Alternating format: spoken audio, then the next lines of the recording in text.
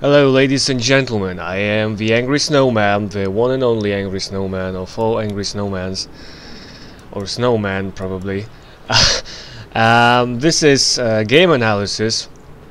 Now, what I want to point out first is that I got some messages from people all over European servers that going double destroyer is fairly OP these days, so we're gonna try to focus on this aspect of the game, how to go double destroyer with siege mode, how to counter it, how not to counter it.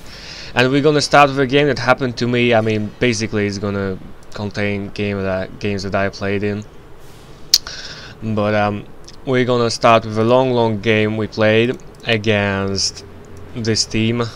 Let me just introduce those players.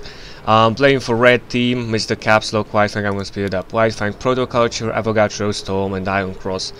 And for blue team, Six Side, Chernobyl, Rage Thunder, Attica, War Dog, and Hammerstein. Now, I'm gonna speed it up because I have like 4 games to show you, and having those 4 games, I want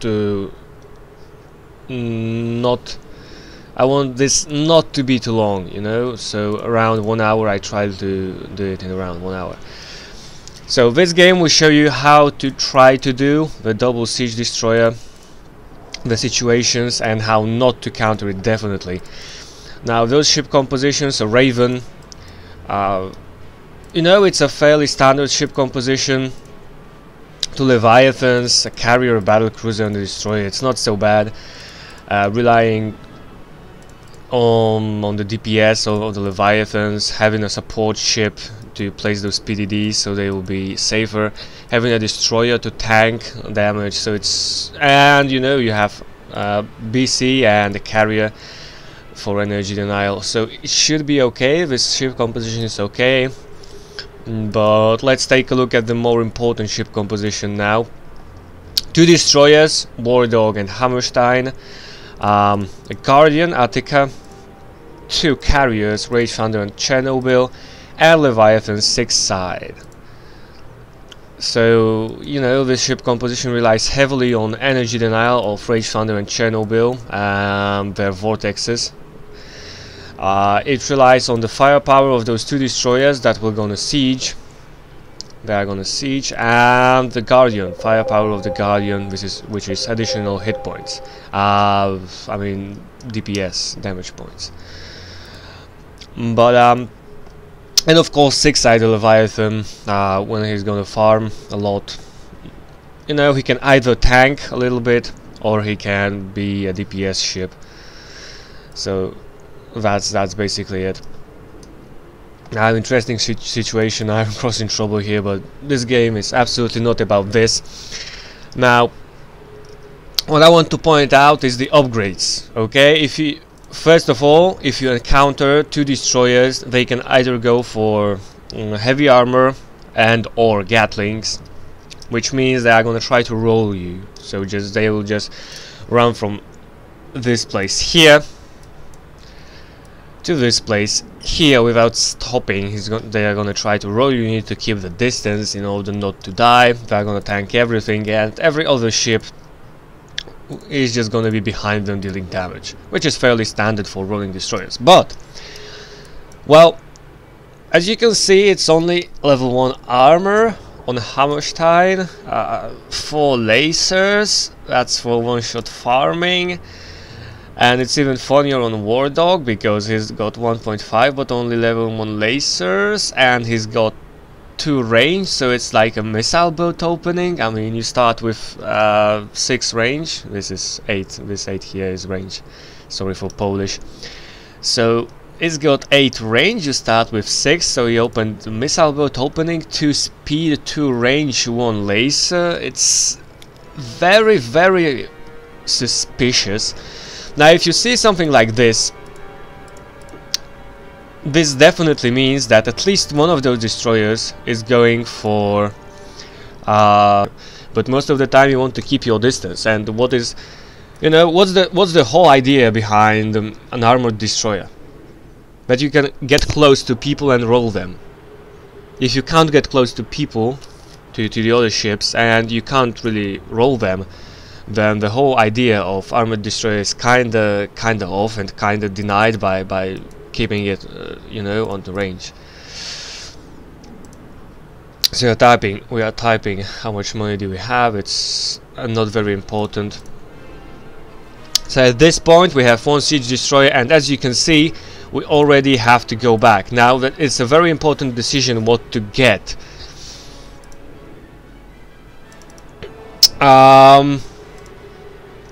Very important decision what to get. Iron Cross going for pure missiles. I'm going for pure missiles too. That's not the greatest choice, but you know, it was our first game against it and we kinda didn't know what to do. So this is how not to play against armor siege destroyer tactics. So both destroyers going back. Let's see what blue team has. Absolutely nothing. 10 armor, 7 tentacles, just a tank for the destroyers. Nice. have you seen that, by the way? I'm even gonna just take a look at this Leviathan here. Nice drift. You have the Angriest Norman approval on this drift 6 side. So I should actually make a sign, Angriest Norman's approval or something. So Hammerstein not yet going for siege, he's going for 5 armor, trying to roll a little bit more. Meanwhile, Wardog focusing completely on siege mode, getting 1 more range, so he's got 9 range now. Not too many laser upgrades, but he's still doing 990. Now we're trying to go close. Now that's the problem. I mean, Iron Cross was the first carrier that goes in. He got shot like 3 or 4 times already. You need to back off immediately. This is what he's doing. But I absolutely have no idea why White Fang is following him, because, well, it was sitting on him, which means that he gets splash damage. That's not what you want to do. If you want to dive in for a siege destroyer, you want to sit on him, but you don't want to go in as a one bunch of ships, because if it's gonna shoot one of you, splash damage deals damage to all of you. Again, the concept is fairly simple. I'm just repeating this over and over again in those game analysis, you know, games, if I can put it this way. But the Star Battle is a fairly simple game. Just a quick digression. The Star Battle is a fairly simple game. I mean, in StarCraft, normal melee games or ladder games, you have a huge amount of units that counter each other or not, and you have different unit combinations that work good or bad, and you have so many aspects to focus on that it's way more complex than the simple UMS games, especially like Star Battle. I mean, the only skill that is required here is not dying. And you know, you need to know how to counter certain things, but if you don't die, you basically can win all the pop games or most of the pop games, and then you can try switching to in-house, which is a little bit more complicated, but it's still very simple, and it's very easy to pick out what's important, what's not important, and where the differences lie. What are the good upgrades, bad upgrades, and what are the good ways to do something or bad ways. This is definitely a bad way. We approach the siege destroyer as a bunch, trying to get him, so he just shot all of us at the same time. GG, no re. Now we need to go back, and Avogadro is in a bit of trouble. I'm getting shot at. This is a complete failure. We lost a lot of hit points. That's a failed vortex by Chernobyl, and we were very lucky here, because if someone would be in the vortex, that's a GG. GG, no re. That's absolutely incredible how you can lose a game by simply diving and doing it the noob way, and then getting Vortex. Now let's take a look at the spells. Now Chernobyl has a Vortex. Vortex is very important when you go for one siege destroyer or double siege destroyers. Why? Because you know, when you siege, you are very immobile, and your team is very immobile because they need to protect you. If you are alone, you can't possibly face even 2 ships, even 1 ship probably, because he's gonna sit on top of you and you're gonna die a horrible and painful death.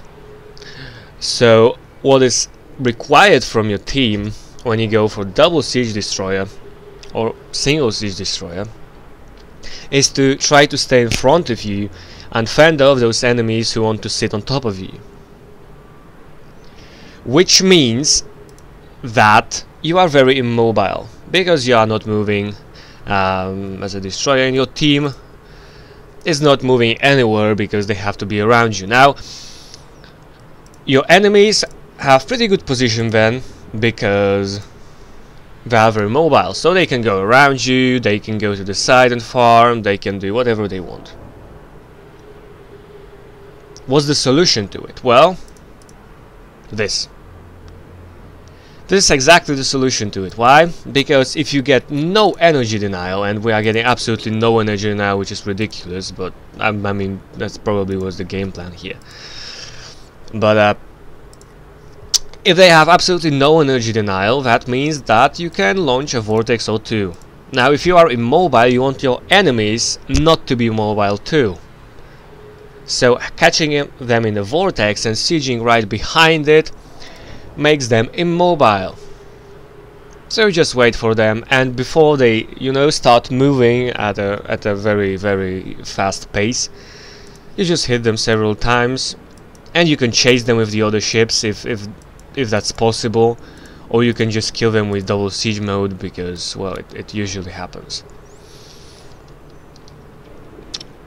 So, you know, you just make your opponents play your game with this Vortex.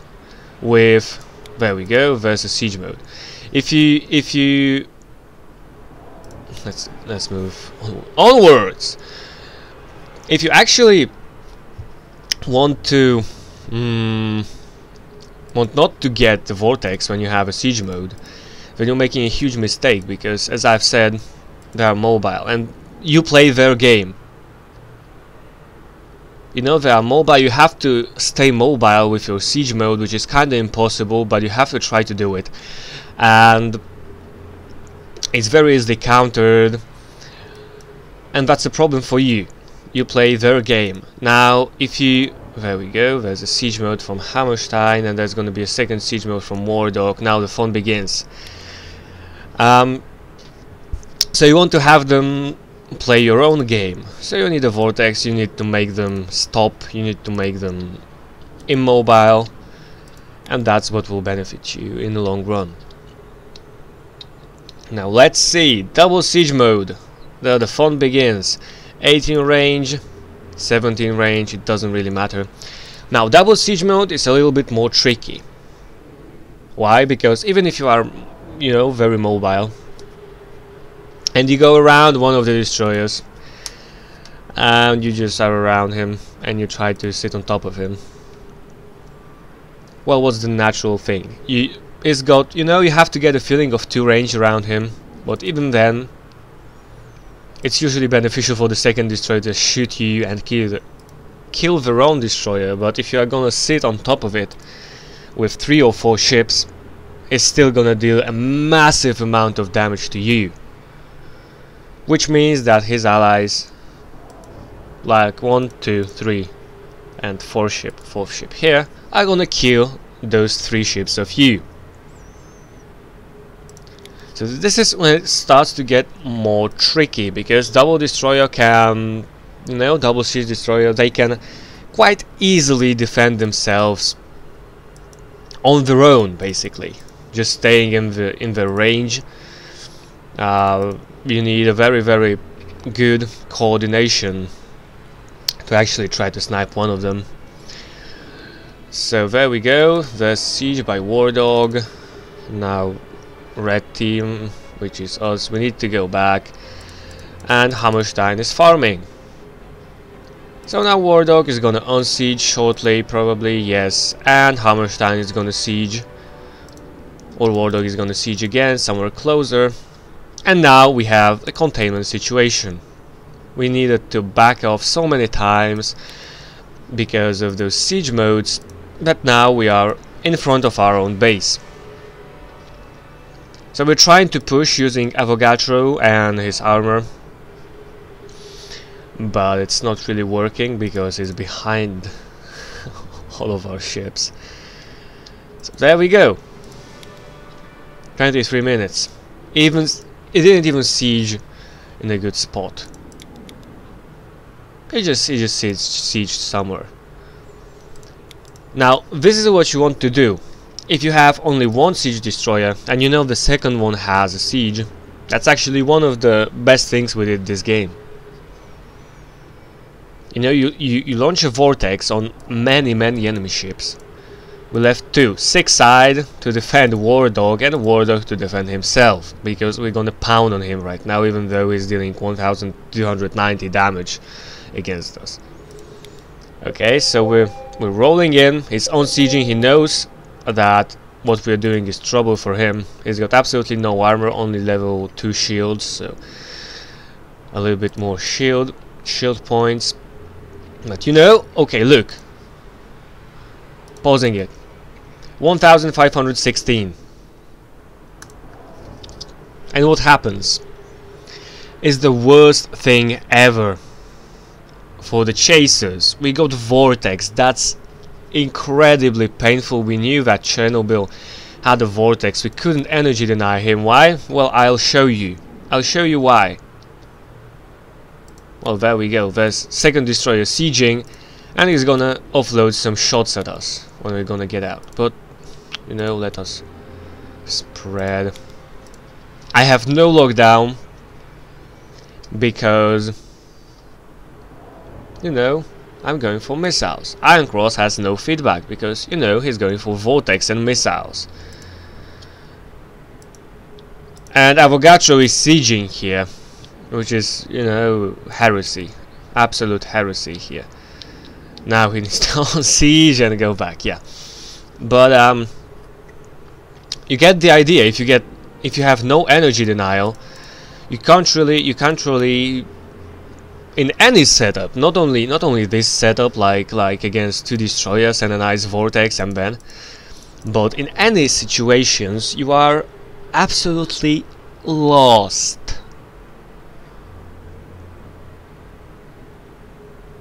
You get the idea, I hope. And I hope you know why you are absolutely lost, in a lost position. Because, well, those defensive vortexes, especially from 2 carriers that are not energy denied, well, that means you can make almost indefinite amount of mistakes throughout the game and still get away with them.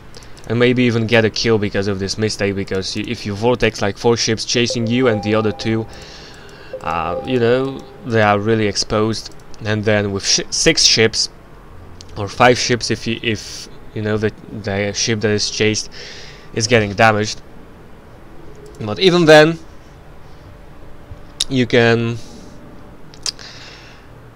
manage to get a kill with 5 ships after a vortex. So vortex is a very important spell. It's a game breaker sometimes, but I'm sure that you are aware of this.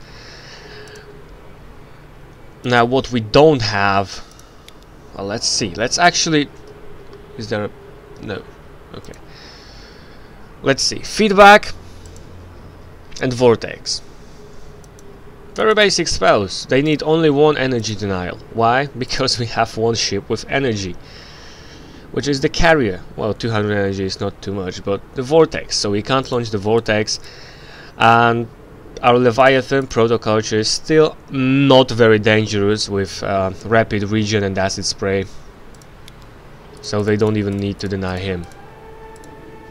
There you go, double siege, 1 siege, second siege, he goes back, they have second siege, and we are still backing off because we are, you know, a lot of fear.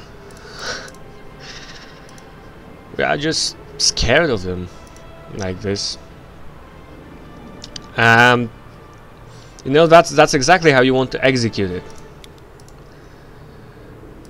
There might be a little bit of change here, because instead of recharge shield you get a second feedback. You might get instead of Guardian or Leviathan, you might get a battle cruiser, probably instead of the Guardian, since you still don't need additional DPS with double destroyers in siege mode. But you may need additional energy denial if they go for 3 energy denial ships, or 2 carriers with Vortex, and the Raven like this with blackout. This Raven has absolutely no blackout. I have absolutely no idea why. But you know, we're kind of exploring the difficult terrain of countering a double siege destroyer. I'm not saying it's OP, but at the same time,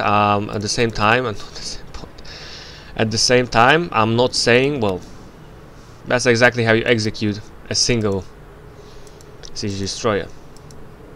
You vortex as many people as possible, you siege him, usually a bit closer to it, and you shoot them. There you go, 1, 2, 3, 4, probably around 4 shots. Now Rage Thunder was in trouble.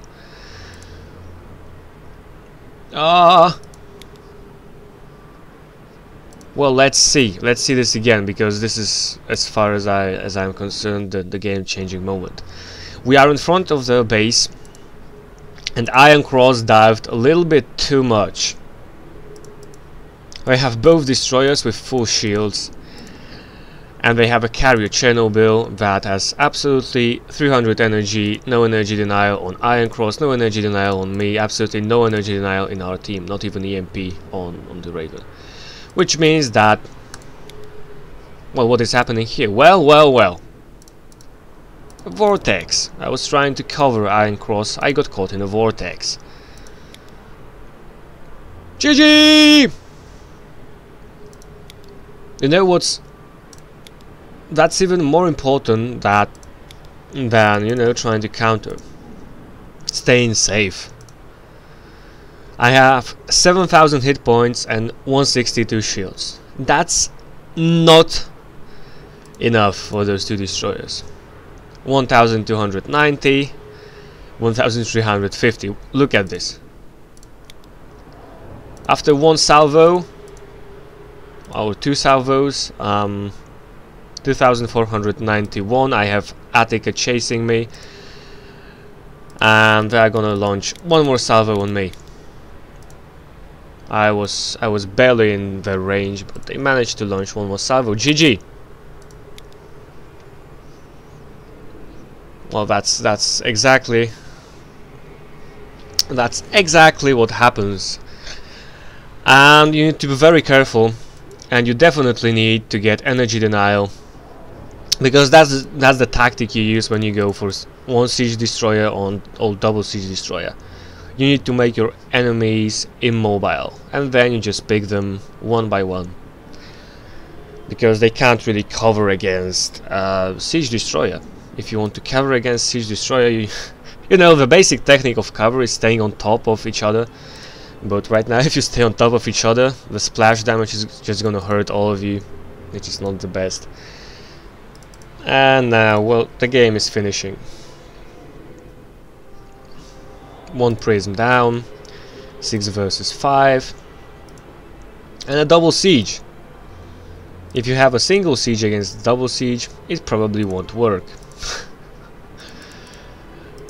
Because of double damage of those pesky siege destroyers. Well, there you go. That's basically how to lose against double siege destroyer. I'm not gonna finish this game. Just believe me that it's done. So now that we have, you know, now that we discussed, had to take my headphones off. Now that we discussed the way that it's played, basically how to execute how to execute double siege destroyer. Now here comes the tricky part, how to counter it. Now this is a game, next day I believe we played it like yesterday, and you see exactly the same ship composition by red team. This is the same team that played that last game, and we decided to pick double destroyer. You know, fight fire with fire. That's the first technique, but you know, fighting fire with fire requires good coordination, especially in the first 10 minutes, because you need to get more farm than them. You need to get more farm in order to get more damage, more spells, etc, etc, more energy, whatever you need those pesky little fighters for. Now this game is fairly short, so I'm not gonna, you know, I'm not gonna speed it up. But as you can see here, it all comes to the fighter micro. They sent on me, we sent on them. That's good. You need to force your opponents. It comes, you know, it comes to the fighters only. If you can force your opponents to go back, because you can, for example, damage one ship, only one ship, then they will be 5 versus 6, because one ship will need to go back. That's not the best example right here. So naturally, if you can push them back with fighters, make it 5 versus 6, then you can push them with the rest of your ships very easily. Now the best target in here is the Guardian. I'm not sure if the Guardian fits in this ship composition, mainly because you need to get farm. You need, especially if they want to counter you, like fight fire with fire like we are doing.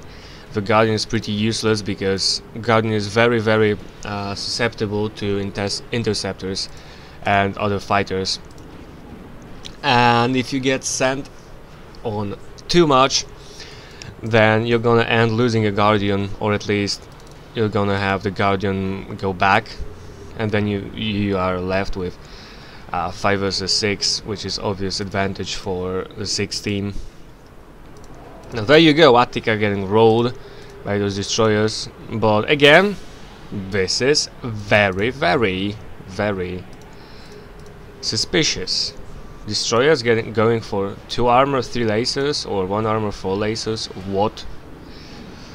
So that shows you the basic openers for the siege mode. If you see, for example, this, they have their basic opener is 0 armor, 2 speed, 2 range, 1 laser damage, and that's all. And then you need to try to push them back with your fighters. I'm actually going to speed it up. So you know, okay, it feels great having my headphones back on. So we're pushing them. We're not getting a kill here, or maybe we will. No, Attica is going back. But there are 2 things you can do. This is, you know, I'm gonna show you only one counter to this, and it's gonna be executed in different ways. But you can try to counter it in numerous ways. The double siege.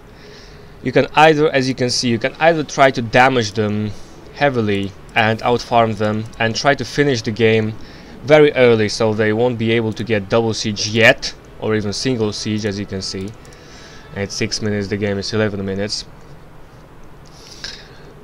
So our aim in this game and another game that I'm gonna show you is that we either end it quickly, try to roll them with the fighters, try to focus on Attica, the Guardian, because we knew they were going to do this.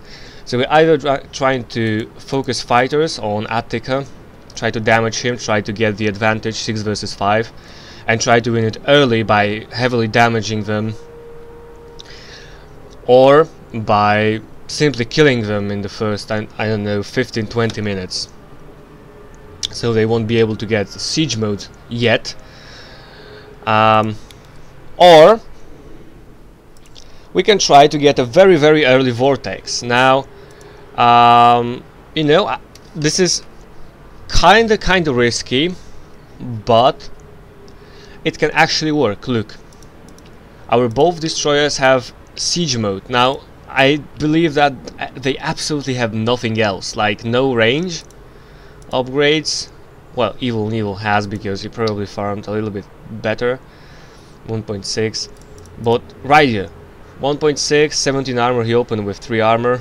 Only 1 laser upgrade after getting siege mode, and no range upgrades. This is risky because you need a significant amount of farm to execute everything in you know, to achieve what we want to achieve here. So I could only barely afford to get feedback. Tran could barely afford to get a vortex and 50 more energy. Like no range, no speed, only 2 laces, so he could farm. I didn't even pick 2 laces. I didn't have money, honestly. I only had like 280 or something at the point when we were upgrading.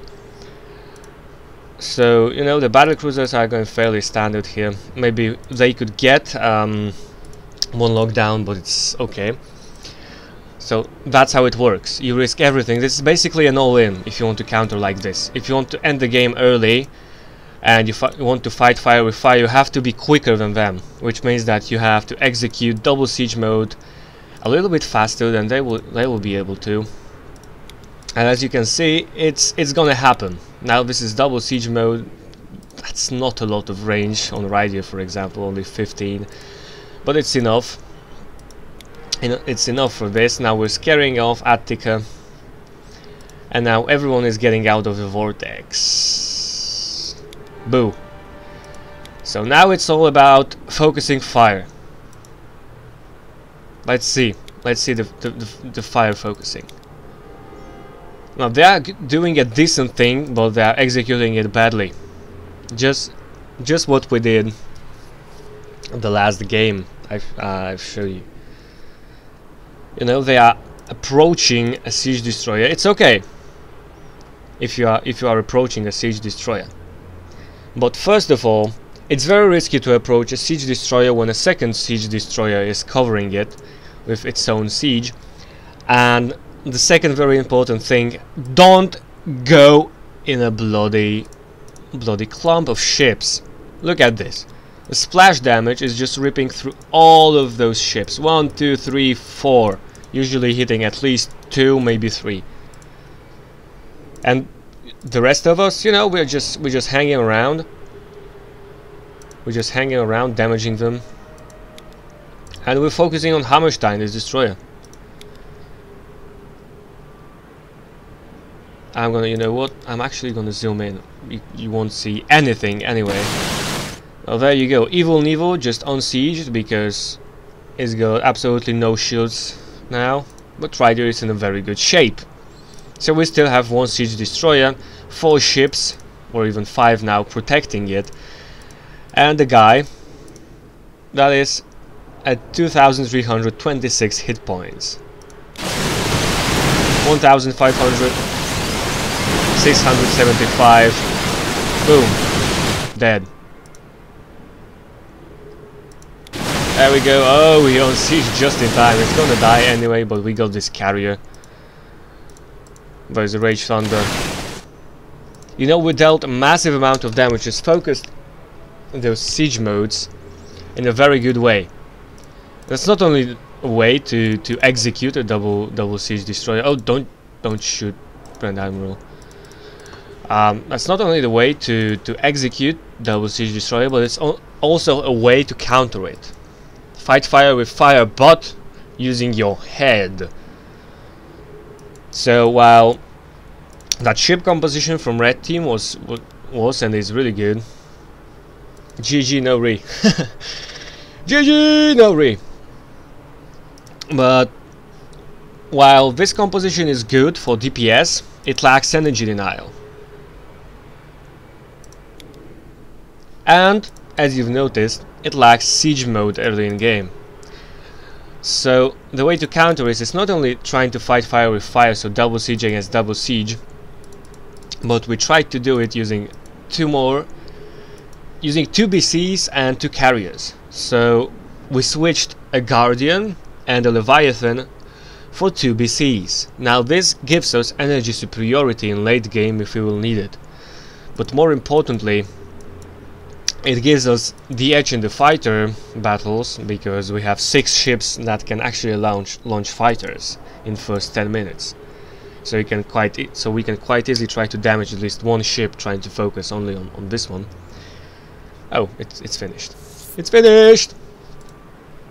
But not only this, we have more energy denial, just in case.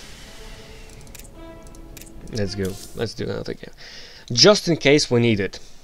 Just in case it goes a little bit longer. It's not the best solution. For sure, it's not the best solution, because there are many more effective ways to counter double siege in late game than just having energy superiority. But having energy superiority in star battle is a very important thing, very important matter in all games, not only double siege destroyer or whatever. Energy superiority usually wins you the game, even if you are facing 2 destroyers, 2 guardians and 2 carriers, for example, or 2 leviathans instead of 2 carriers, which is definitely focused on tanking and DPS. If you can hold it for 20-25 minutes, then you get energy, then you get nukes, and they have absolutely no energy denial against you. I mean, even if they get 2 carriers, you probably will have, you know, let's take this ship composition: 2 carriers, 2 battle cruisers.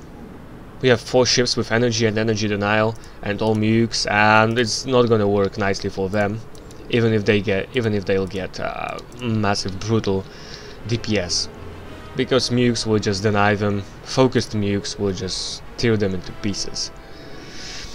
So again, another game. We decided to do exactly the same this game.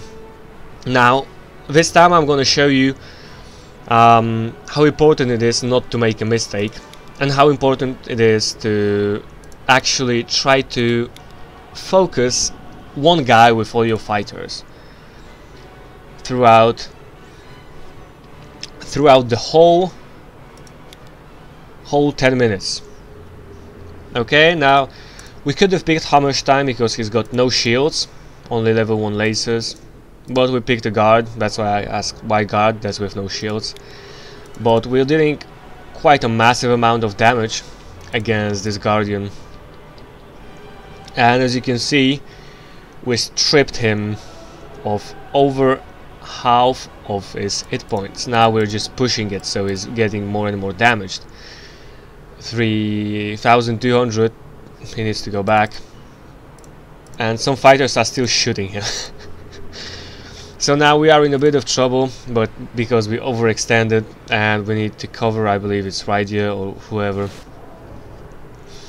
But I just want to show you how important it is to use fighters. Now, well, he chased us without armor, so he got damaged. But there we go, with fighters we managed to wear Attica down. And we managed to scare Hammerstein off by simply shooting him when he was following us, with a very good cover, so that Ryder can still stay around for a second and maybe farm, and then he needs to go back. But more importantly, we have at least 5 versus 4 now. If Ryder is going to stay around and farm, we have 5 versus 4, and we still have DPS advantage. So what's the next step? Well, next step is trying to focus another ship with your fighters. So we picked Rage Thunder, the carrier. He's got no shields. We're launching scepters, everything at him. Now he's starting to regen. They are trying to push us. But the fighter, you know, fighter micro is again something that is very important. It's usually overlooked by many people.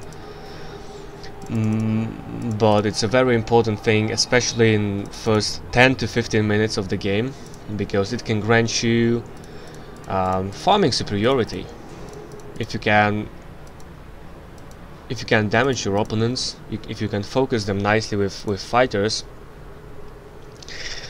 then you have the superiority, and that's how you win the game, because then you have the farm to do all the funny things.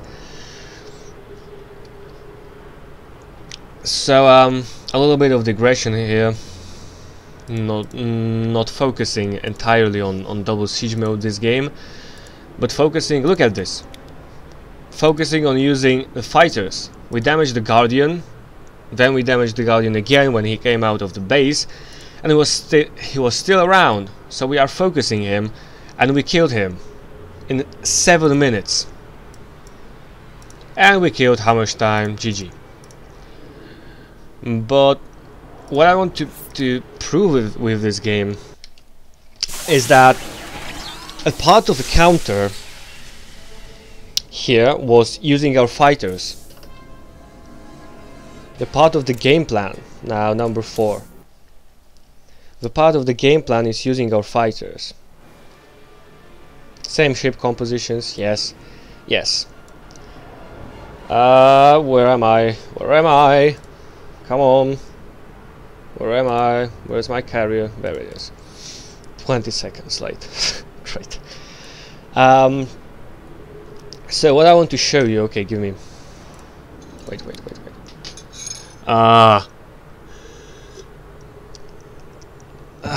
Oh my god. My I need a drink. Give me this. Oh. Okay. I throw this feeling better. Okay, so last game in today's game analysis. So we are trying to counter once again. The game plan is the same, and it's absolutely gonna work, I guess.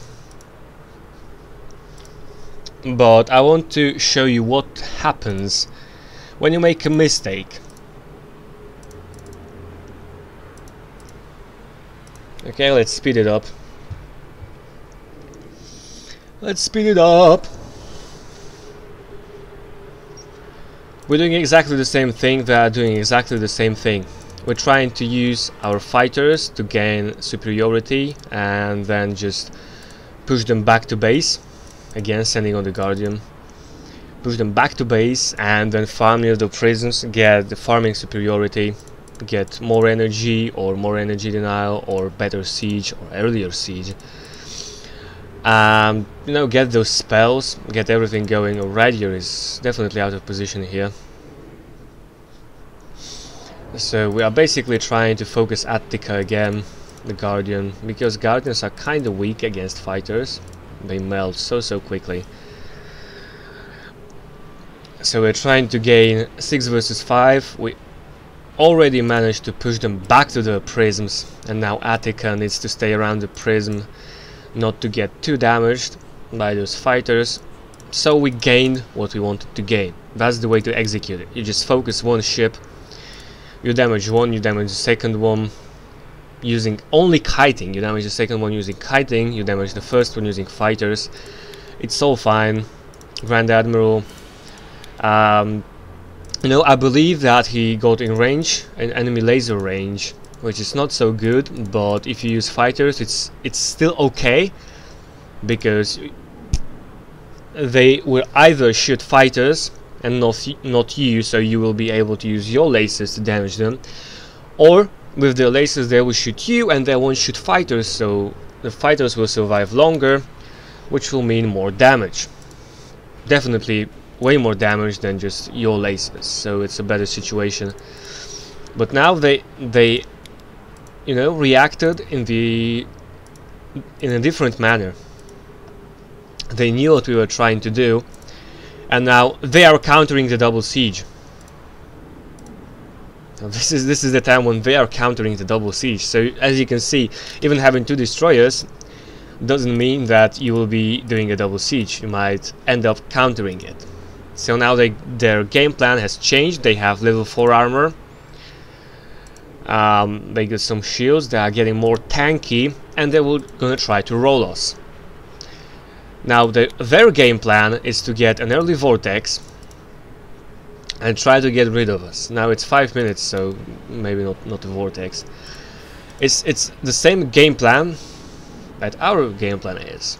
We get an early vortex, early spells, but we want to use siege destroyers and not rolling destroyers. So now they are sending on Grand Admiral, very wise. He's damaged and he's got like almost no shields, so they send on him. And we are again trying to focus Attica, which is, you know, reasonable yet again. But I want to show you how easy it is to make a mistake in this kind of situation. Even if you have a superiority form wise, I'm even gonna show you, you know, this. We definitely have a superior farm. So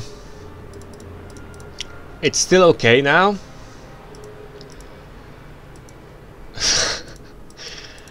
Yeah, I'm pro. They told me to be careful because whatever. So again, sending on Attica. We could have sent on 6th side, but he's got level 7 tentacles, so maybe it was a good idea to send on Attica. But as you can see, after 8 minutes and first back, you get way less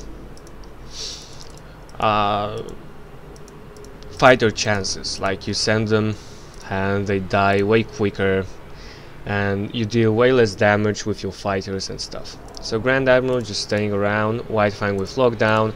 Now this is the opening we want. This is the opening we wanted the whole time. It's brilliant. We have vortex, we have feedback, we have lockdown, we still have the lasers all the time, we have double siege mode, and Grand Admiral is gonna probably get something too, like lockdown, maybe surely warp, but yeah, lockdown. So there we go. This is the basic opening that we wanted to do, and it's a very good counter against any destroyer. You know, double destro siege mode composition. So it's brilliant. It's brilliant, this game. We're sending fighters again just to damage 6th side, and we're gonna do some damage. But now our fighters, since he's got 9 armor, now our fighters do only 6 per shot instead of 15.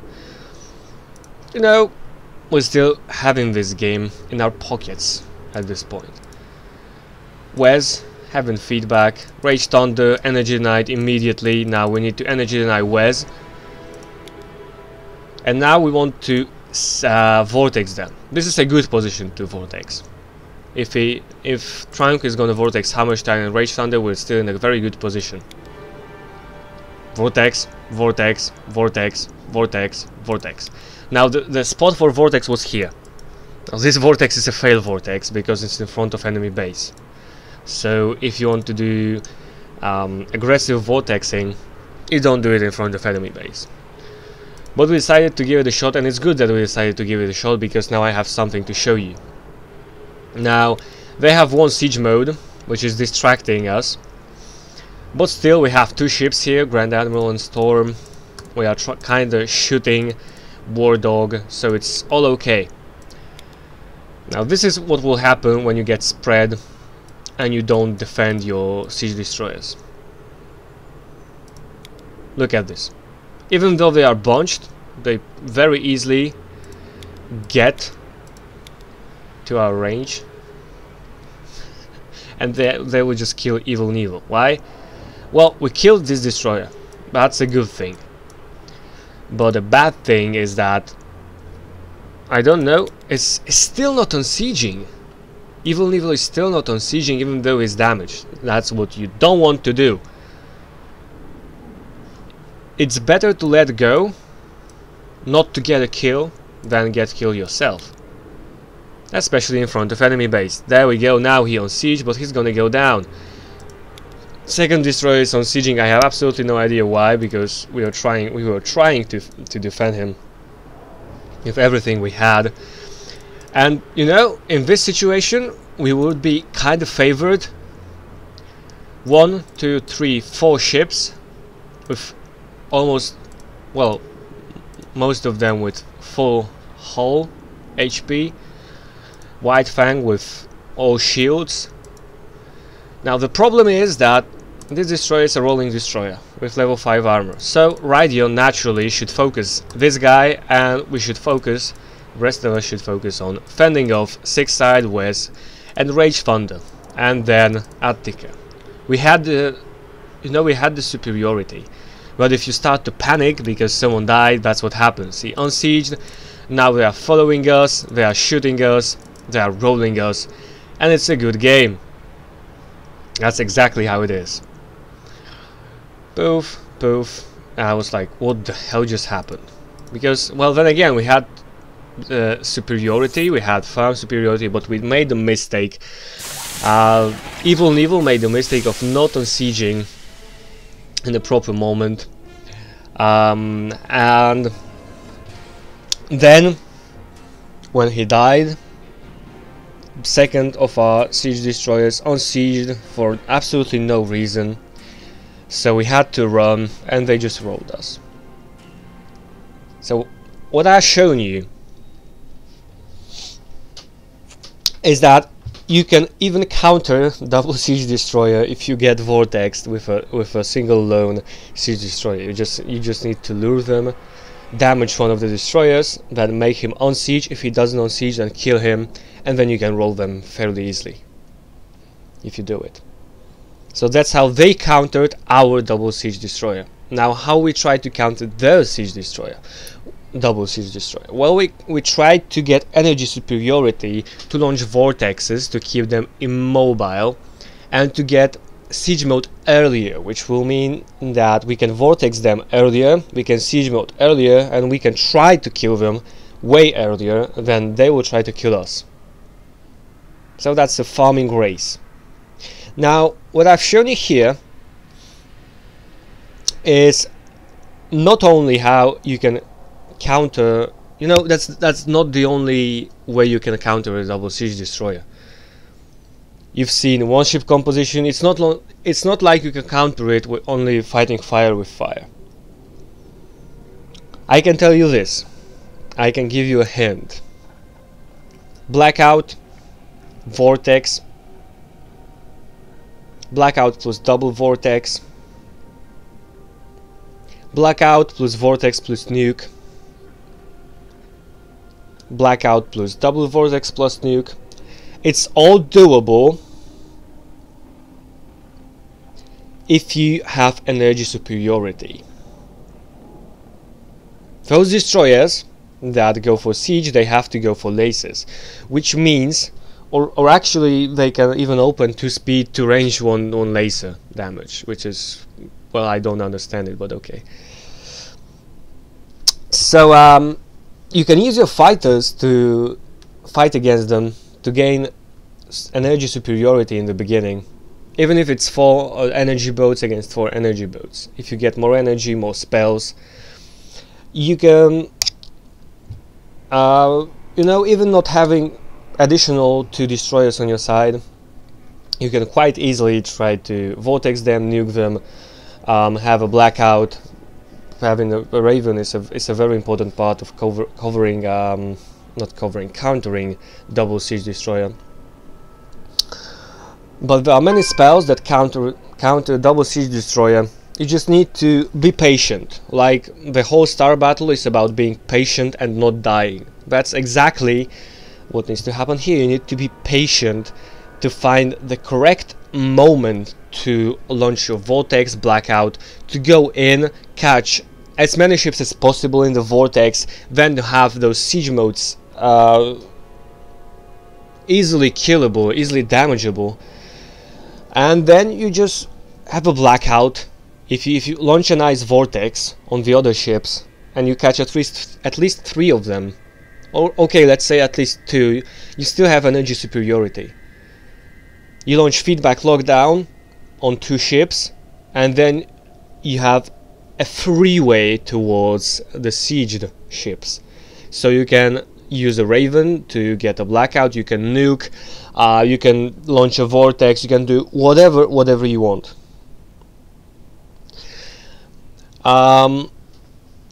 So to sum up, there are 2 ways to counter double siege destroyer, you either fight fire with fire, or you gain energy superiority, energy denial superiority. You can combine those two, or you can just go for one of those. But make sure that you keep your enemies on the distance if they are double sieging, and you pick the right moment to break it, and then it will just fall to pieces. The whole game plan of your enemies will just fall to pieces. If they won't have any spells themselves, then you are, you know, it's a win-win situation. Ladies and gentlemen, this has been the Angry Snowman, coming to you from your little speaker or your lovely headphones that you are wearing right now. This is a pretty long game analysis using 4 games, but it's a very important matter because double siege destroyers are very powerful, but still they are quite easily counterable if you are patient. And you have to remember that they are not OP. Nothing is OP unless you can just roll everyone with it, and as I've proven to you, it's not possible that double siege destroyer rolls everything. So GG's, and see you next time. Hope you enjoyed it. Bye.